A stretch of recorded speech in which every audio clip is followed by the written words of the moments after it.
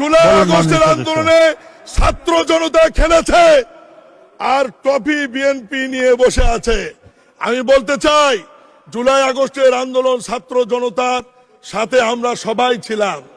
Trophy আমরা কারো কাছে নিতে যাইনি। ক্যাপ্টেনকে এটা অন্তর্বর্তীকালীন সরকারের প্রধান ডক্টর ইউনূস চিনে, এই কারণে উনি লন্ডনে গিয়ে আমাদের ক্যাপ্টেন প্রধানমন্ত্রী জনাব তারেক রহমানের কাছে ট্রফি দিয়ে নির্বাচনের তারিখ নিয়ে আসছে মাননীয় স্পিকার। এতেই প্রমাণিত হয় ছাত্র জনতার আন্দোলনের নেতৃত্বের মূল ভূমিকা কোন দলের ছিল, কোন নেতার ছিল।